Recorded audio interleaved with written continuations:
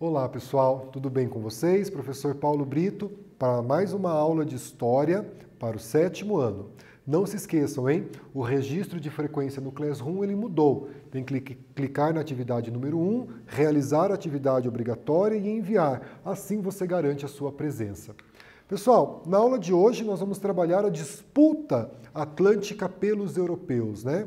Então o objetivo é caracterizar e problematizar a ação dos europeus, dos povos portugueses, espanhóis, holandeses, e suas lógicas mercantis, porque eles passaram então a disputar mercados aqui na América. E o domínio, né, o domínio no mundo atlântico para o desenvolvimento das dos princípios capitalistas, né? Então a necessidade de dominar as terras para o além do Atlântico, as terras americanas e assim expandir o capitalismo. A gente tem trabalhado nas aulas anteriores sobre esse processo de escravidão que aconteceu no Brasil e no Paraná, sobre a forma de resistência de africanos escravizados no Brasil e no Paraná, a formação das comunidades quilombolas e das comunidades remanescentes quilombolas nos dias de hoje, né? E a existência aí dessas comunidades em vários municípios aqui do estado paranaense. Então a gente veio discutindo, né, construindo junto esse conhecimento sobre a presença africana no Brasil como uma mão de obra escrava, as formas de resistência, os castigos físicos, né, o sincretismo religioso.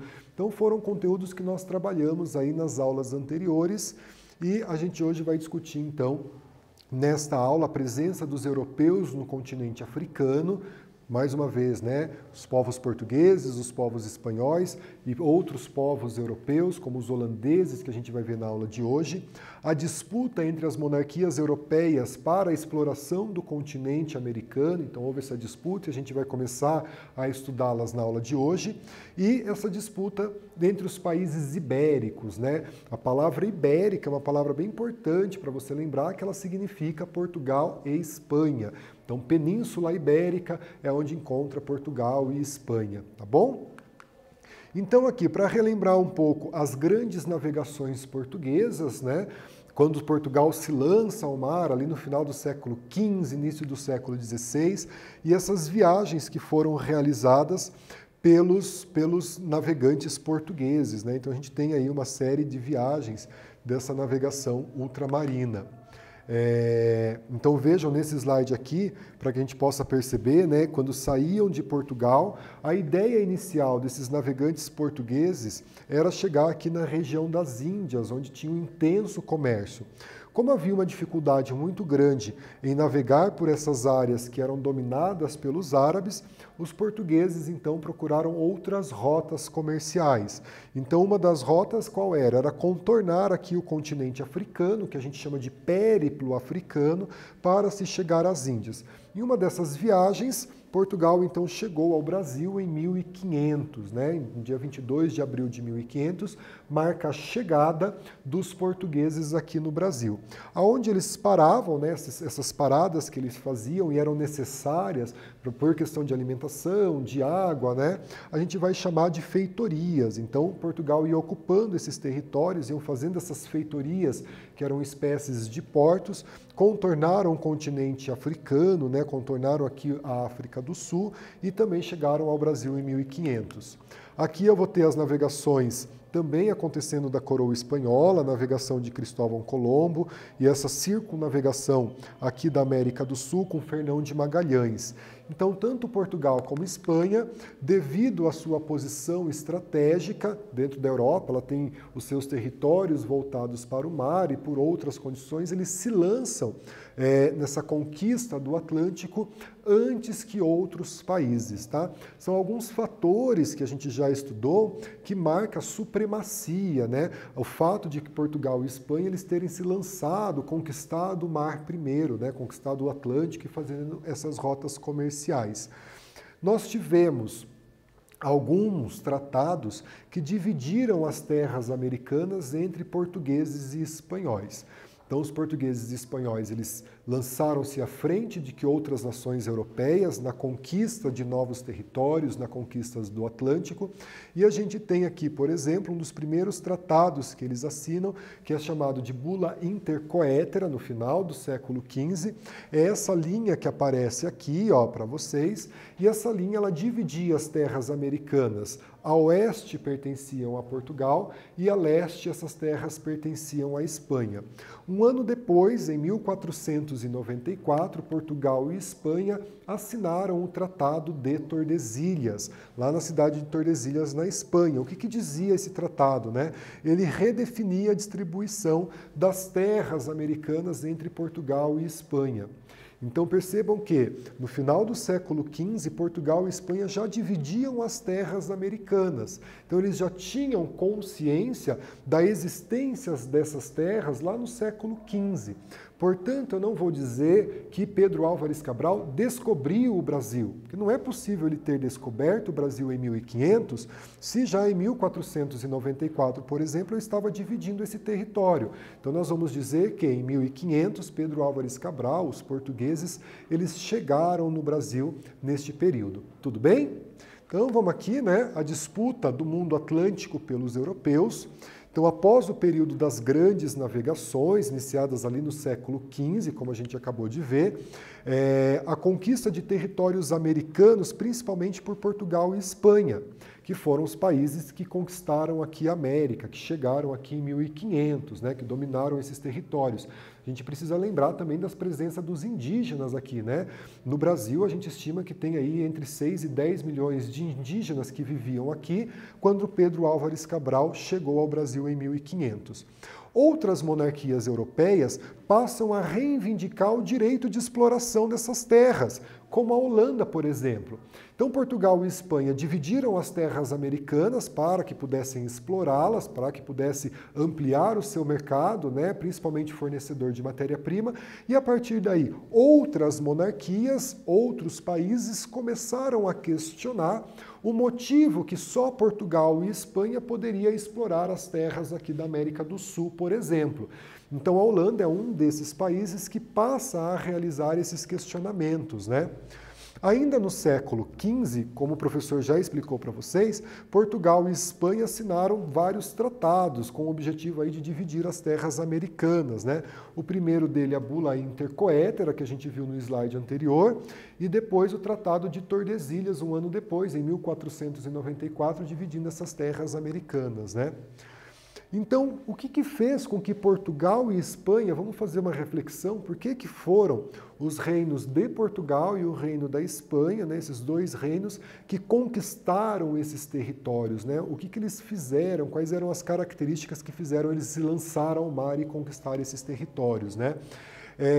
Então eles tinham uma posição geográfica estratégica, como o professor explicou para vocês, né? Eles estavam virados para o Oceano Atlântico, eles tinham boas saídas para o mar. Havia uma centralização da monarquia nesses países. O que é essa centralização, né? Já havia um rei governando esse país. Então eles já haviam saído do período feudal, que nós já estudamos, e havia um rei que estava governando esse país. Outros países ainda não tinham essa centralização política como Portugal e Espanha tinham. E também o conhecimento científico, veja a importância do conhecimento da ciência, né? Então Portugal, por exemplo, tinha uma escola chamada Escola de Sagres, que era uma escola dedicada aos estudos náuticos, né? Eles desenvolveram a caravela, eles aperfeiçoaram a bússola, aperfeiçoaram o astrolábio, que são instrumentos de navegação, o que favoreceu essa supremacia dos países ibéricos, de Portugal e Espanha. Então a Espanha chegou à América em 1492, na viagem de Cristóvão Colombo, e Portugal no Brasil em 1500, com a viagem de Pedro Álvares Cabral. Vamos fazer um quiz, moçada. Vem aqui com o professor, ainda no século XV, Espanha e Portugal assinaram tratados de divisão das terras americanas. Os dois tratados assinados no final do século XV foram... Vou deixar um tempo na tela para vocês, respondam, a gente volta e corrige juntos esses exercícios.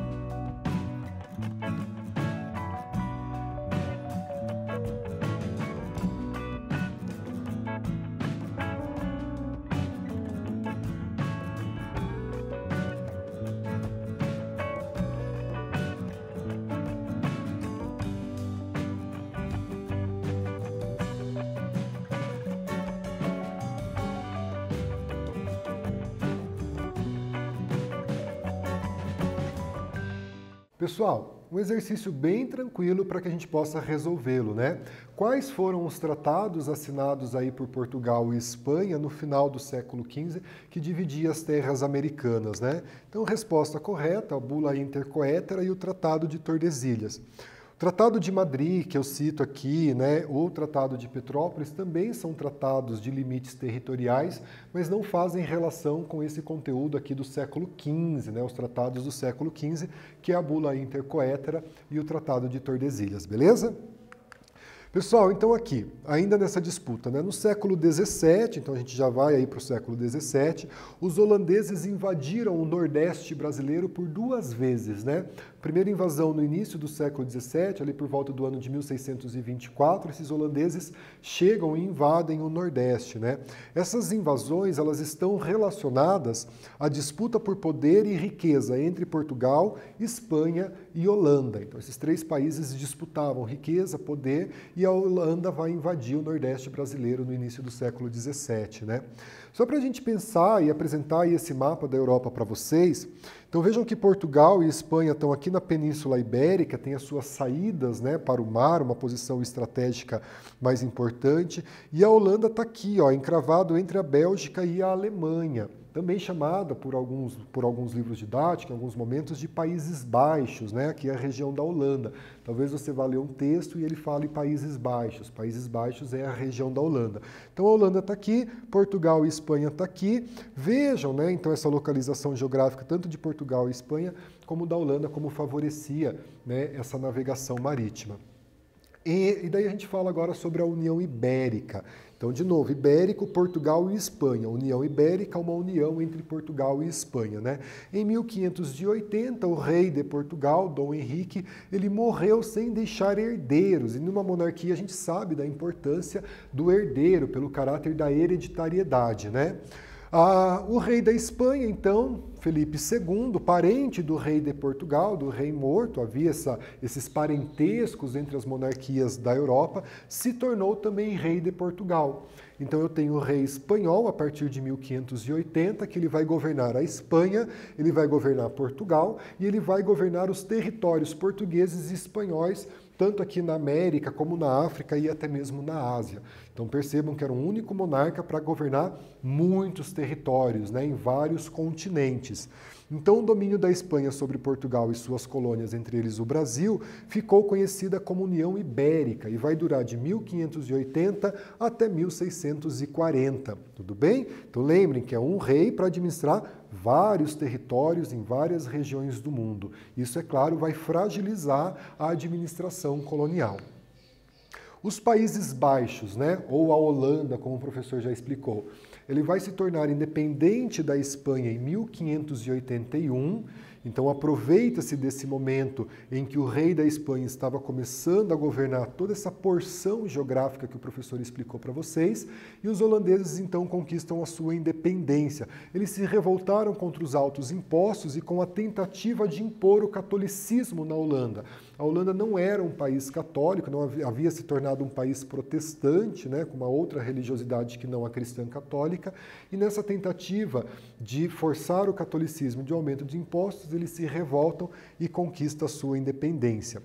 Como a Espanha também dominava o Império Português, Portugal também passou a ser inimigo da Holanda, então eles decidiram invadir o Brasil e disputar as terras americanas aqui também. Então, a União Ibérica durante o governo de Felipe II, gente. Então, vejam só, né? Aqui nós temos a Península Ibérica e todas essas regiões destacadas no mapa em amarelo são regiões administradas pelo rei Felipe II.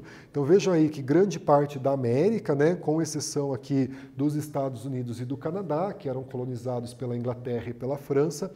Vejam aqui que o contorno da África, que os portugueses utilizavam como rota comercial, e territórios aqui, ó, como na China e em territórios próximos aqui à Índia. Então eram vastos territórios em vários continentes, na Europa, na América, na África e na Ásia, que eram dominados pelo rei Felipe II, né? Vamos fazer uma atividade aqui com o prof? Vem aqui, ó. A partir de 1580 formou-se a União Ibérica, a gente acabou de estudar sobre isso, que consistia na união de 2 países. Quais eram estes países? Pense um pouquinho, tempo na tela e a gente volta para corrigir essa atividade, beleza?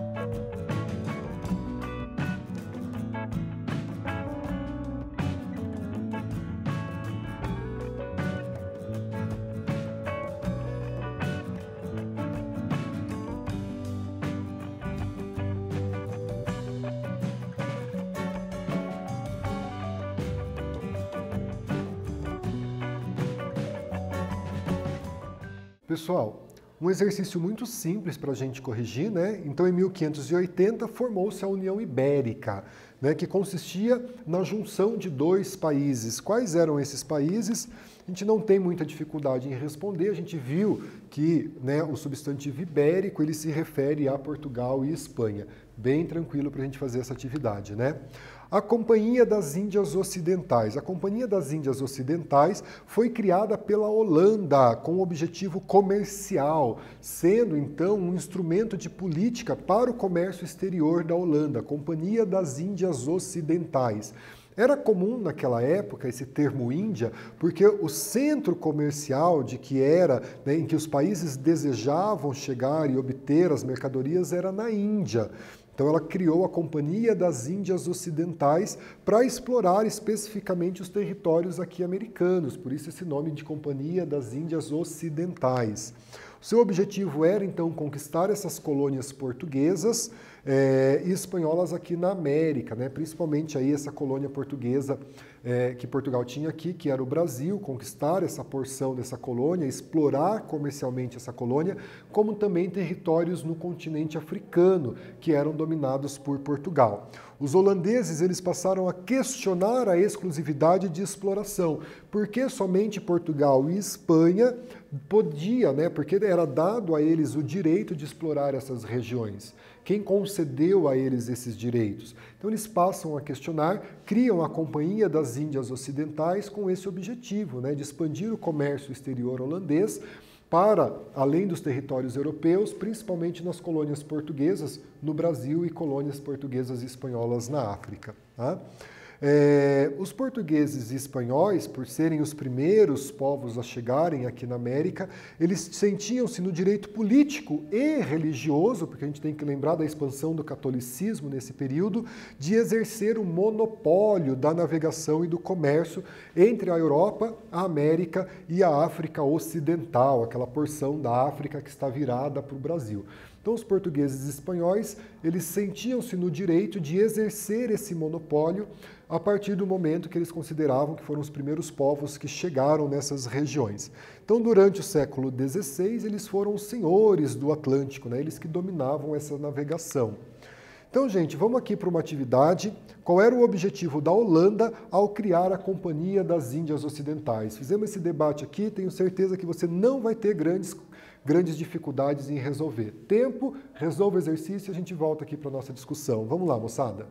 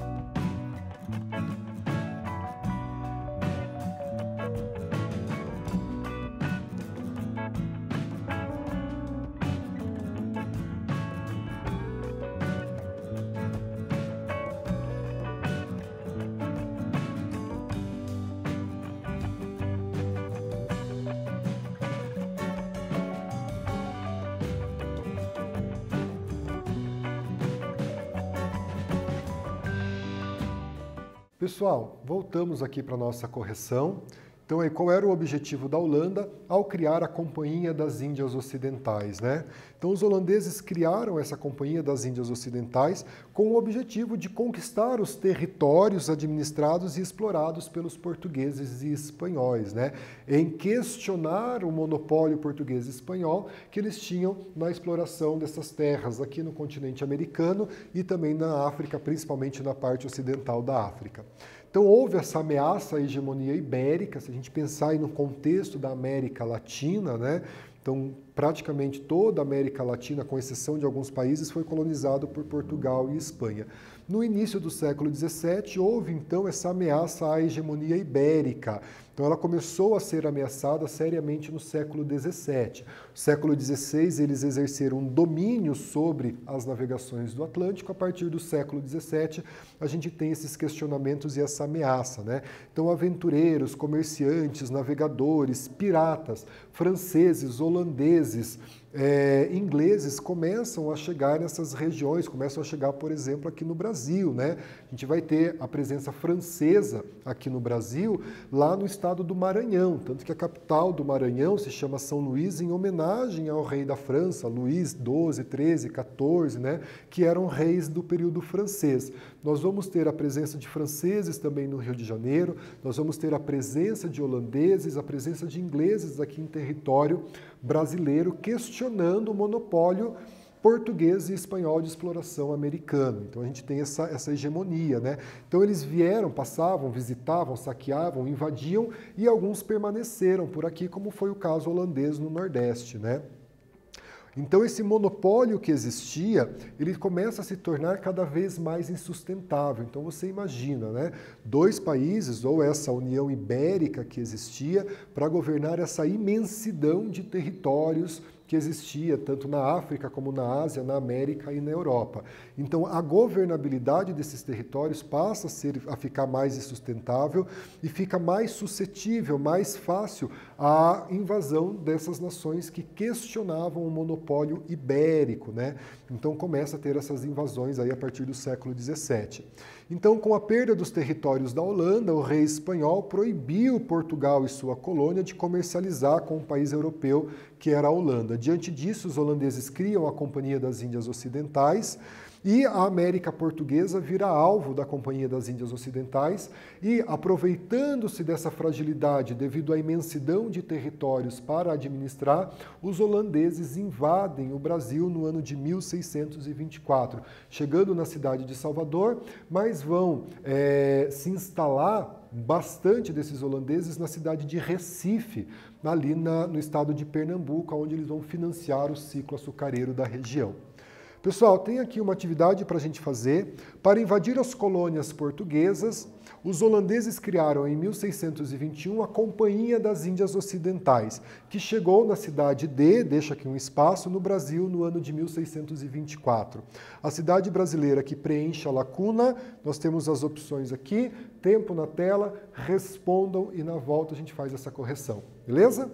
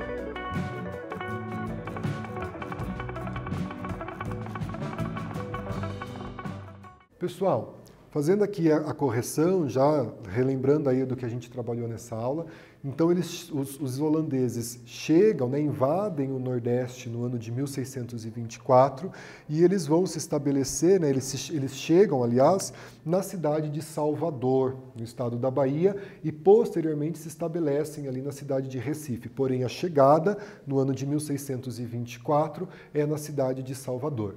Tudo bem? Pessoal, o que a gente aprendeu nessa aula de hoje, né? Os motivos que fizeram Portugal e Espanha dominarem as navegações no Atlântico, né, e as disputas ultramarinas entre as monarquias europeias. Então havia uma disputa entre as nações europeias para conquistas de territórios além do Atlântico. A formação da União Ibérica, a partir da morte do rei de Portugal, que não havia deixado herdeiros, o rei da Espanha, parente do rei de Portugal, passa a administrar o Império Português, passa a administrar a coroa portuguesa e os territórios que eles tinham além da Europa, num período que ficou conhecido como União Ibérica e durou 60 anos, de 1580 até 1640. A formação da Companhia das Índias Ocidentais pela Holanda com o objetivo de conquistar territórios além do Atlântico, principalmente colônias espanholas e colônias portuguesas, e a chegada dos holandeses aqui no Brasil, a invasão dos holandeses no Brasil no século XVII, a partir do ano de 1624. Na próxima aula a gente vai falar então da presença dos holandeses no Nordeste brasileiro, né? A presença ali, a figura de Maurício de Nassau em Recife e as transformações que ocorrem no Nordeste a partir dessa presença holandesa e a guerra por açúcar e escravos que acontece no século XVII. Eu aguardo vocês na próxima aula. Fiquem bem, agradeço Paulo, nosso intérprete, a essa equipe que trabalha aqui com a gente e até a próxima aula de História. Tchau, tchau, pessoal!